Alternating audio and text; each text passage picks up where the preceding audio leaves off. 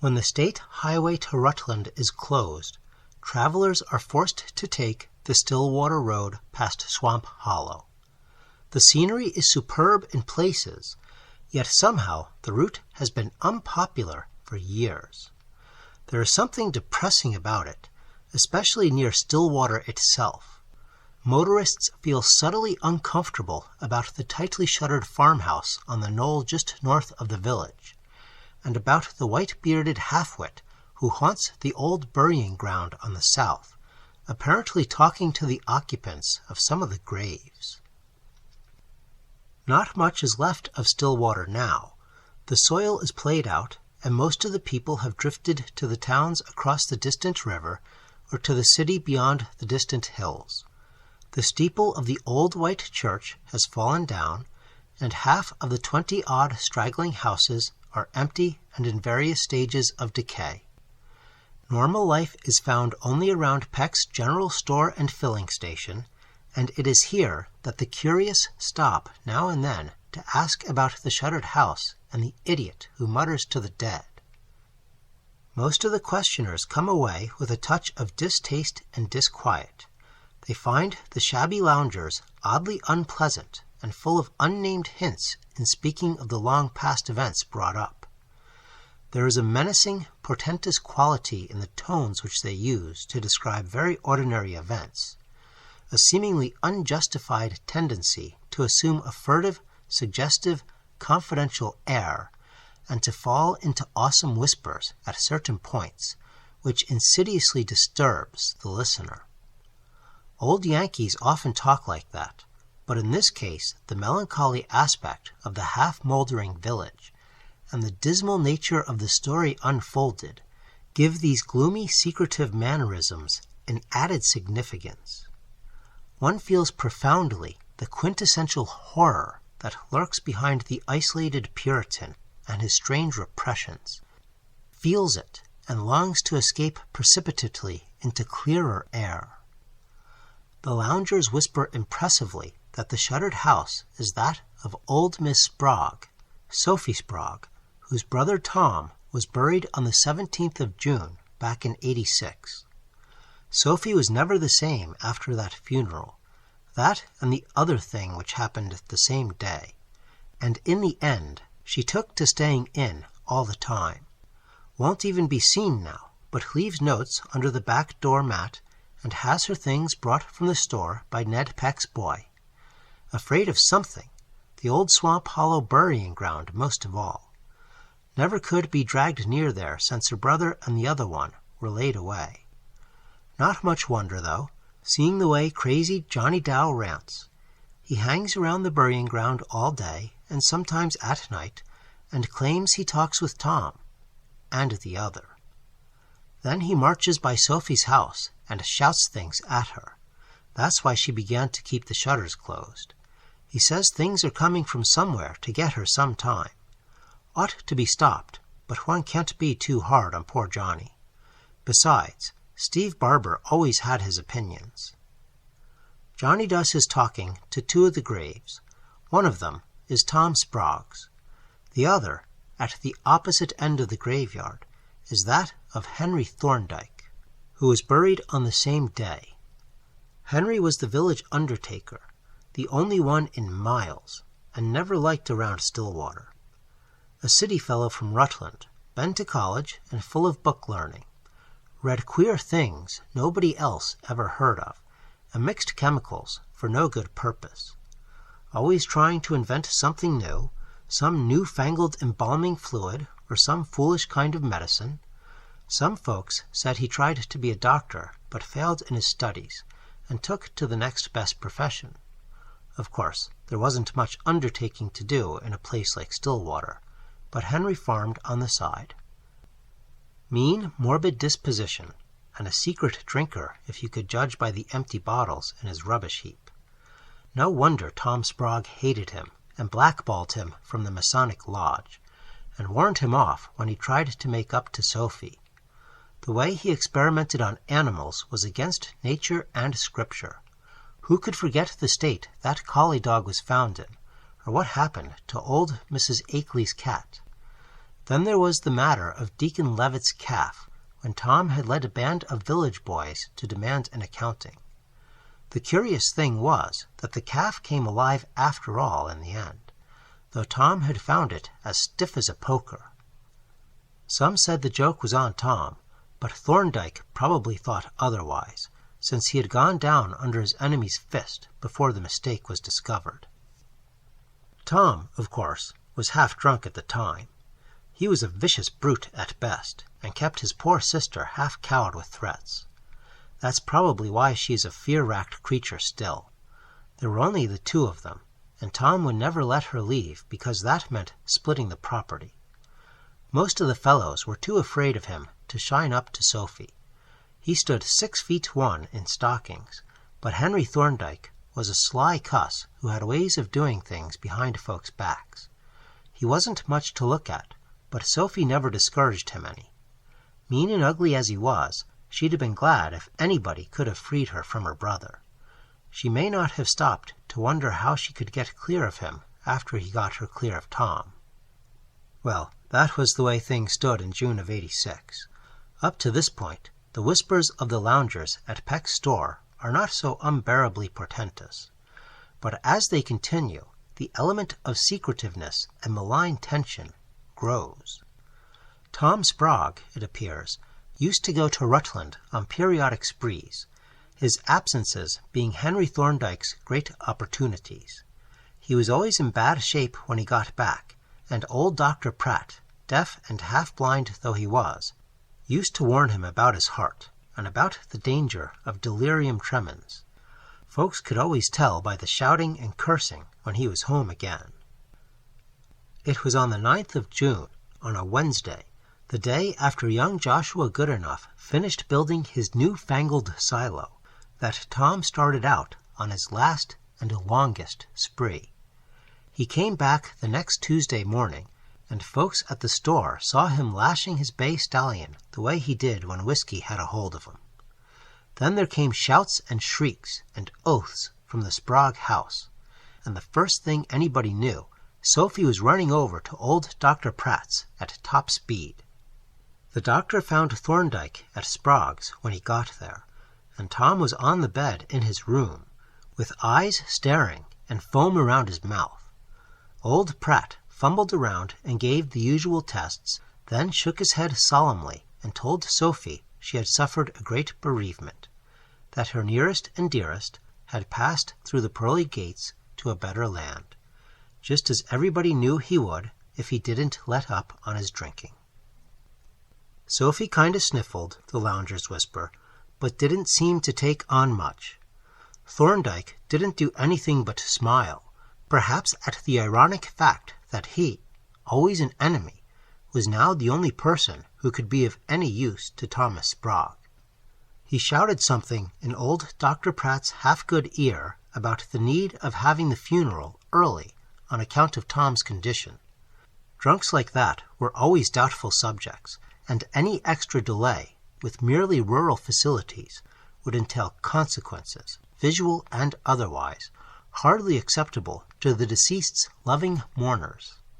The doctor had muttered that Tom's alcoholic career ought to have embalmed him pretty well in advance, but Thorndyke assured him to the contrary, at the same time boasting of his own skill and of the superior methods he had devised through his experiments.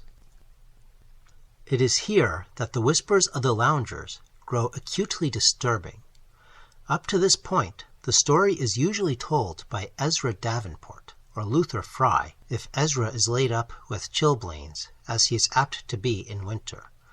But from there on, old Calvin Wheeler takes up the thread, and his voice has a damnably insidious way of suggesting hidden horror. If Johnny Dow happens to be passing by, there is always a pause, for Stillwater does not like to have Johnny talk too much with strangers. Calvin edges close to the traveler, and sometimes seizes a coat lapel with his gnarled, mottled hand, while he half shuts his watery blue eyes. "Well, sir," he whispers, "Henry he went home and got his undertaker's fixins. Crazy Johnny Dow lugged most of 'em, for he was always doing chores for Henry, and says as Doc Pratt and Crazy Johnny should help lay out the body. Doc always did say as how he thought Henry talked too much, a-boastin' what a fine workman he was, and how lucky it was that Stillwater had a reg'lar undertaker instead of buryin' folks just as they was, like they do over in Whitby. Suppose, says he, some fella was to be took with some of them paralyzing cramps like you read about. How'd a body like it when they lowered him down and begun shovelin' the dirt back? How'd he like it when he was chokin' down there under the new headstone, scratchin' and tearin' if he chanced to get back the power, but all the time knowin' it wasn't no use? No, sir, I tell you it's a blessin' Stillwater's got a smart doctor as knows when a man's dead and when he ain't, and a trained undertaker who can fix a corpse so he'll stay put without no trouble. That was the way Henry went on talkin', most like he was talkin' to poor Tom's remains, and old Doc Pratt, he didn't like what he was able to catch of it, even though Henry did call him a smart doctor. Crazy Johnny kept watchin' of the corpse, and it didn't make it none too pleasant the way he'd slobber about things like, "He ain't cold, Doc," or "I see his eyelids move," or "There's a hole in his arm just like the ones I get when Henry gives me a syringe full of what makes me feel good." Thorndyke shut him up on that, though we all knowed he'd been giving poor Johnny drugs. It's a wonder the poor fellow ever got clear of the habit. But the worst thing, according to the doctor, was the way the body jerked up when Henry begun to shoot it full of embalming fluid. He'd been boasting about what a fine new formula he'd got practicing on cats and dogs, when all of a sudden Tom's corpse began to double up like it was alive and fixing to wrastle. Land of Goshen, but Doc says he was scared stiff, though he knowed the way corpses act when the muscles begin to stiffen. Well, sir, the long and short of it is that the corpse sat up and grabbed a hold of Thorndyke's syringe so that it got stuck in Henry hisself, and give him as neat a dose of his own embalming fluid as you'd wish to see. That got Henry pretty scared, though he yanked the point out and managed to get the body down again and shot full of the fluid. He kept measuring more of the stuff out as though he wanted to be sure there was enough, and kept reassuring himself as not much had got into him. But Crazy Johnny begun singing out, "That's what you give Lige Hopkins' dog when it got all dead and stiff and then waked up again. Now you're a-going to get dead and stiff like Tom Sprague be. Remember, it don't set to work till after a long spell if you don't get much." Sophie was downstairs with some of the neighbors. My wife Matildy, she that's dead and gone this 30 year, was one of them. They were all trying to find out whether Thorndyke was over when Tom came home, and whether finding him there was what set poor Tom off. I may as well say as some folks thought it mighty funny that Sophie didn't carry on more, nor mind the way Thorndyke had smiled. Not as anybody was hinting that Henry helped Tom off with some of his queer cooked-up fluids and syringes, or that Sophie would keep still if she thought so. But you know how folks will guess behind a body's back. We all knowed the nigh-crazy way Thorndyke had hated Tom, not without reason at that, and Emily Barber says to my Matildy as how Henry was lucky to have old Doc Pratt right on the spot with a death certificate as didn't leave no doubt for nobody. When old Calvin gets to this point, he usually begins to mumble indistinguishably in his straggling, dirty white beard. Most listeners try to edge away from him, and he seldom appears to heed the gesture. It is generally Fred Peck, who was a very small boy at the time of the events, who continues the tale. Thomas Sprague's funeral was held on Thursday, June 17th, only 2 days after his death. Such haste was thought almost indecent in remote and inaccessible Stillwater, where long distances had to be covered by those who came. But Thorndyke had insisted that the peculiar condition of the deceased demanded it. The undertaker had seemed rather nervous since preparing the body, and could be seen frequently feeling his pulse. Old Dr. Pratt thought he must be worrying about the accidental dose of embalming fluid. Naturally, the story of the laying out had spread, so that a double zest animated the mourners who assembled to glut their curiosity and morbid interest. Thorndyke, though he was obviously upset, seemed intent on doing his professional duty in magnificent style. Sophie and others who saw the body were most startled by its utter lifelikeness, and the mortuary virtuoso made doubly sure of his job by repeating certain injections at stated intervals. He almost wrung a sort of reluctant admiration from the townsfolk and visitors, though he tended to spoil that impression by his boastful and tasteless talk. Whenever he administered to his silent charge, he would repeat that eternal rambling about the good luck of having a first-class undertaker. What, he would say, as if directly addressing the body, if Tom had had one of those careless fellows who bury their subjects alive? The way he harped on the horrors of premature burial was truly barbarous and sickening. Services were held in the stuffy best room, opened for the first time since Mrs. Sprague died. The tuneless little parlor organ groaned disconsolately, and the coffin, supported on trestles near the hall door, was covered with sickly-smelling flowers. It was obvious that a record-breaking crowd was assembling from far and near, and Sophie endeavored to look properly grief-stricken for their benefit. At unguarded moments she seemed both puzzled and uneasy, dividing her scrutiny between the feverish-looking undertaker and the lifelike body of her brother. A slow disgust at Thorndyke seemed to be brewing within her, and neighbors whispered freely that she would soon send him about his business now that Tom was out of the way. That is, if she could, for such a slick customer was sometimes hard to deal with. But with her money and remaining looks, she might be able to get another fellow, and he'd probably take care of Henry well enough. As the organ wheezed into beautiful Isle of Somewhere, the Methodist church choir added their lugubrious voices to the gruesome cacophony, and everyone looked piously at Deacon Levitt.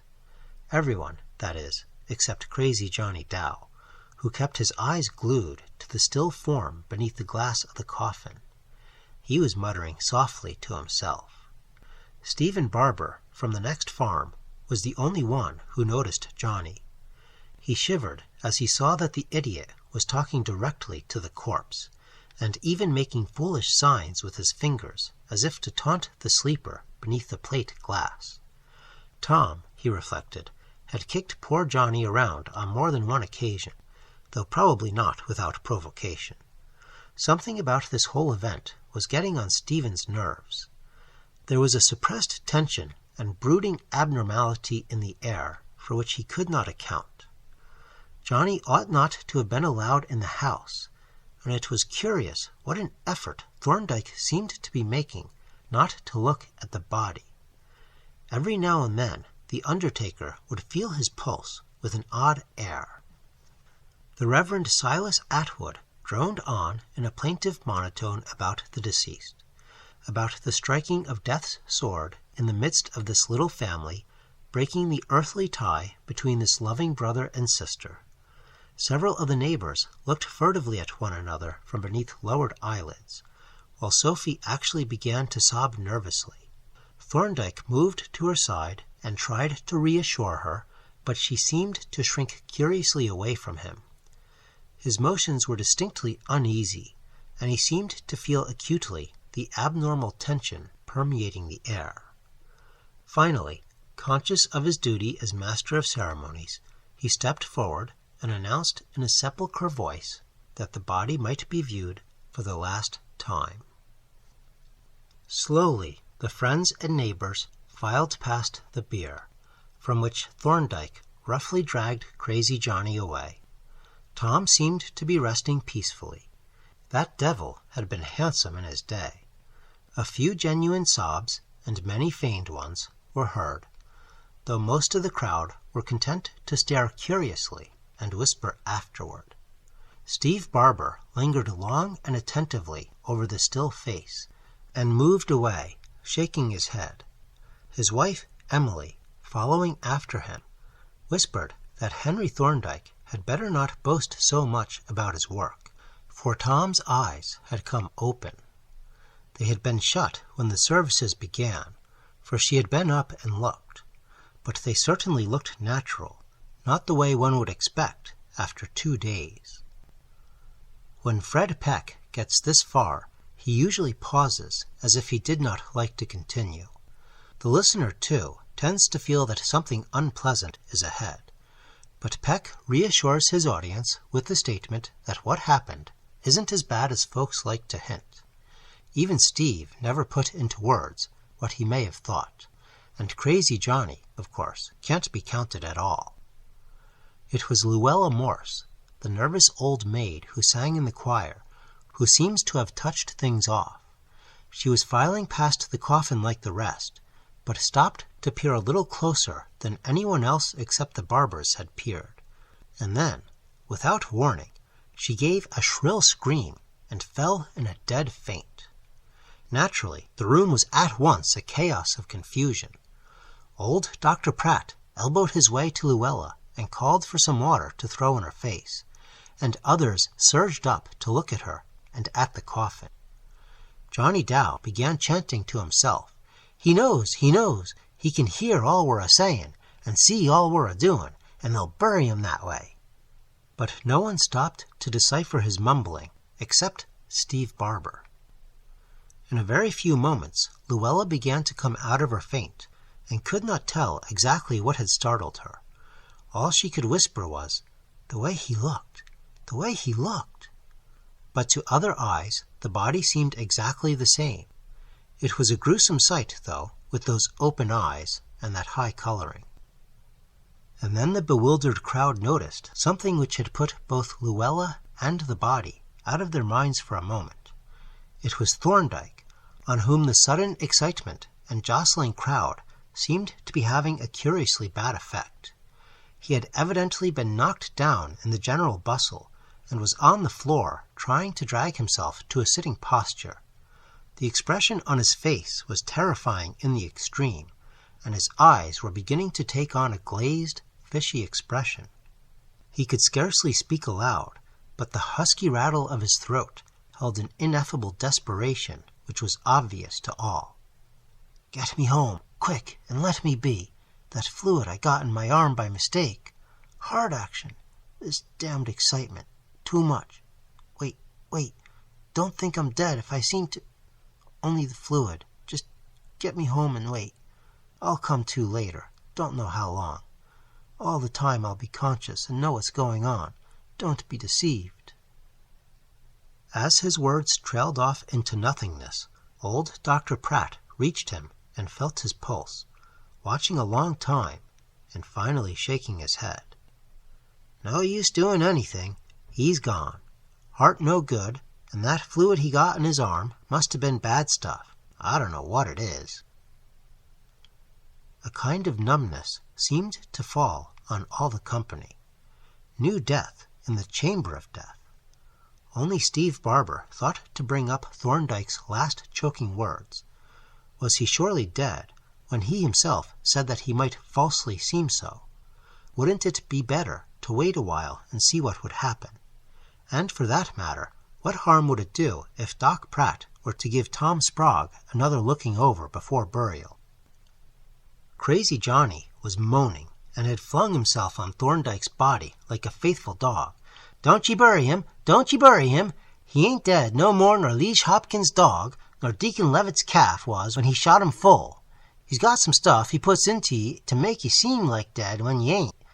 Ye seem like dead, but ye knows everything what's a-going on, and the next day ye come to as good as ever.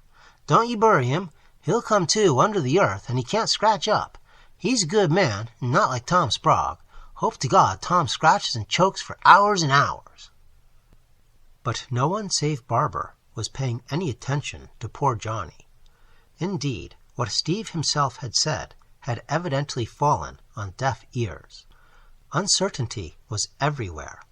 Old Doc Pratt was applying final tests and mumbling about death certificate blanks, and unctuous Elder Atwood was suggesting that something be done about a double interment. With Thorndyke dead, there was no undertaker this side of Rutland, and it would mean a terrible expense if one were to be brought from there, and if Thorndyke were not embalmed in this hot June weather, well, one couldn't tell. And there were no relatives or friends to be critical unless Sophie chose to be. But Sophie was on the other side of the room, staring silently, fixedly, and almost morbidly into her brother's coffin. Deacon Levitt tried to restore a semblance of decorum, and had poor Thorndyke carried across the hall to the sitting-room, meanwhile sending Zenas Wells and Walter Perkins over to the undertaker's house for a coffin of the right size. The key was in Henry's trousers pocket. Johnny continued to whine and paw at the body, and Elder Atwood busied himself with inquiring about Thorndyke's denomination, for Henry had not attended local services. When it was decided that his folks in Rutland, all dead now, had been Baptists, the Reverend Silas decided that Deacon Levitt had better offer the brief prayer. It was a gala day for the funeral fanciers of Stillwater and vicinity. Even Luella had recovered enough to stay. Gossip murmured and whispered, buzzed busily, while a few composing touches were given to Thorndyke's cooling, stiffening form. Johnny had been cuffed out of the house, as most agreed he should have been in the first place, but his distant howls were now and then wafted gruesomely in. When the body was encoffined and laid out beside that of Thomas Sprague, the silent, almost frightening-looking Sophie gazed intently at it as she had gazed at her brothers.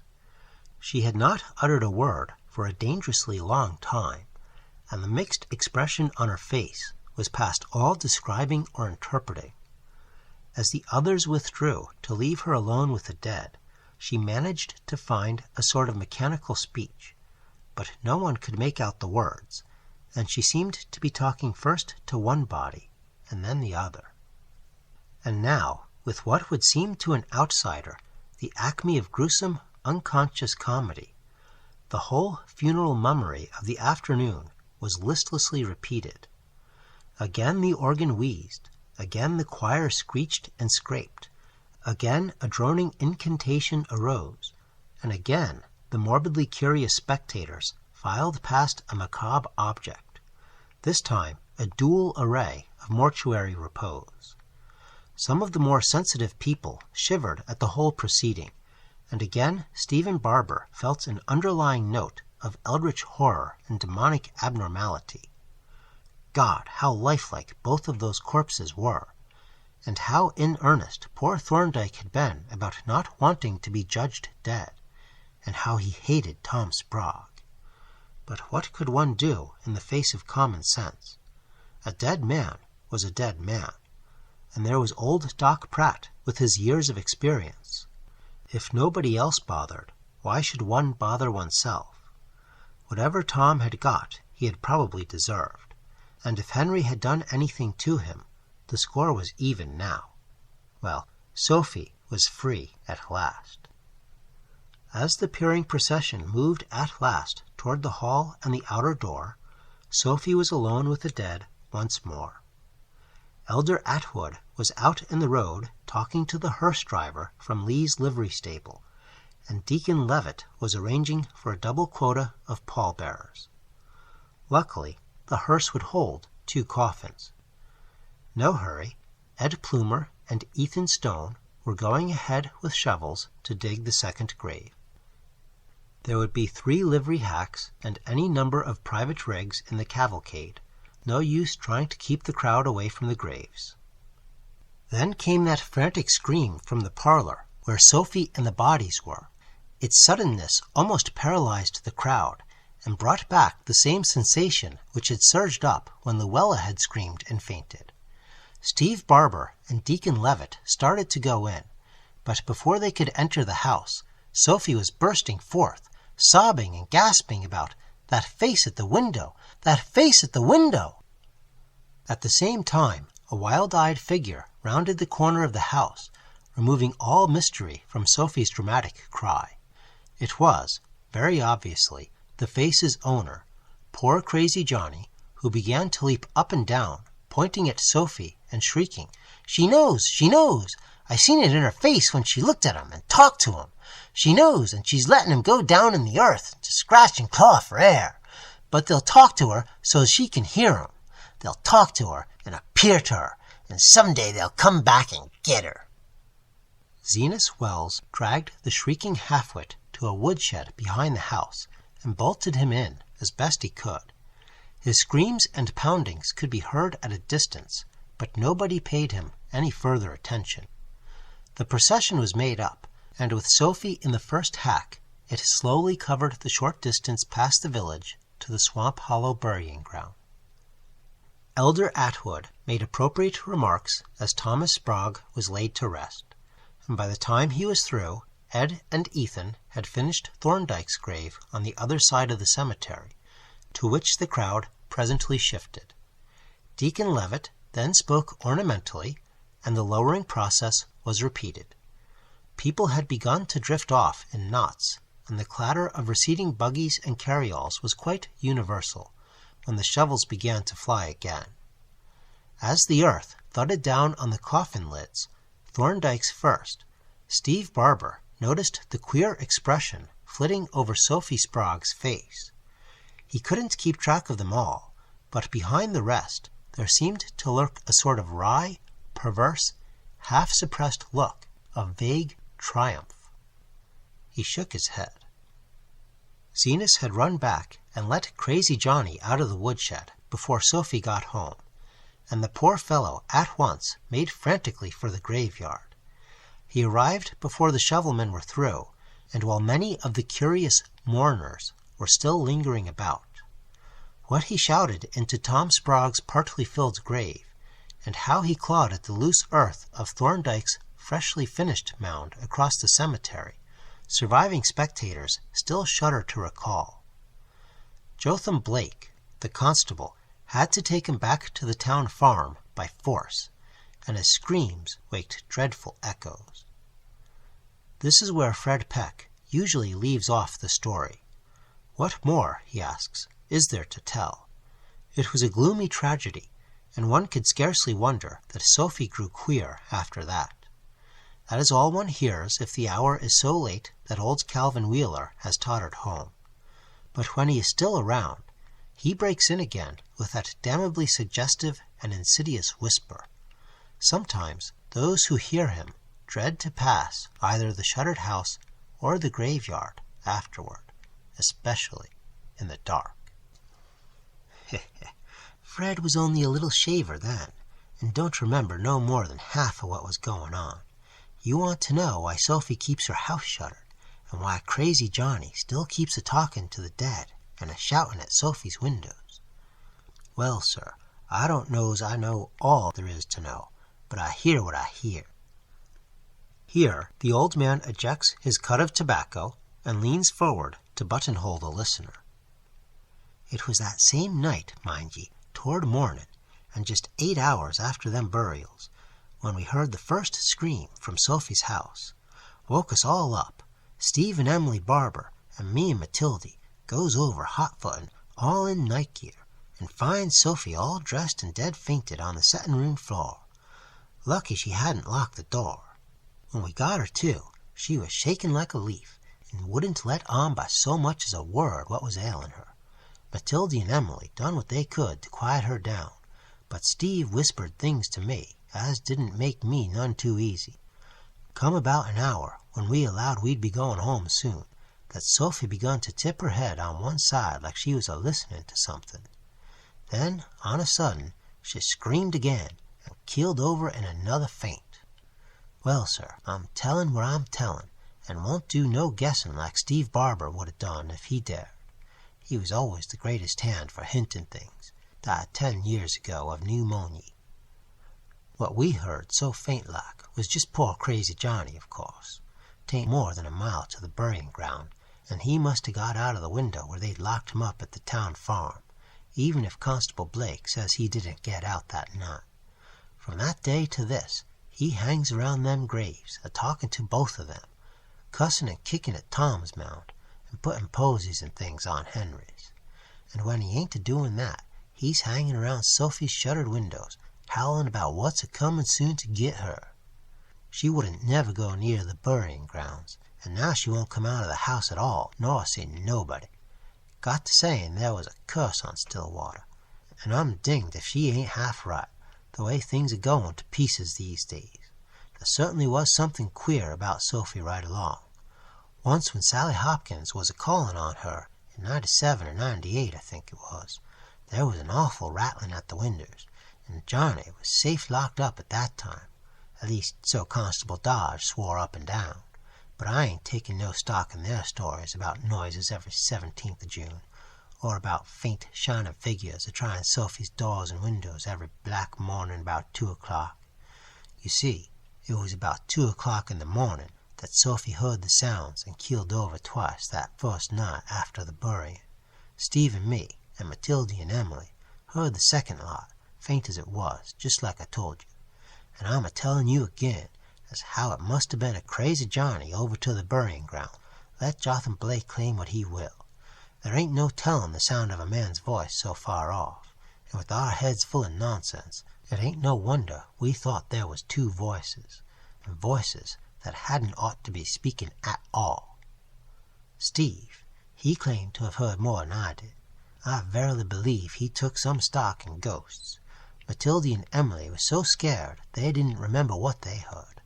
And curious enough, nobody else in town, if anybody was awake at that ungodly hour, never said nothing about hearing no sounds at all. Whatever it was so faint it might have been the wind if there hadn't been words. I made out a few, but I don't want to say as I'd back up all Steve claimed to have caught. She-devil, all the time, Henry, and alive was plain, and so was, you know. Said you'd stand by, get rid of him, and bury me, in a kind of changed voice. Then there was that awful coming again some day, in a death-like squawk, and you can't tell me Johnny couldn't have made those sounds. Hey, you, what's taking you off in such a hurry? Maybe there's more I could tell you if I had a mind.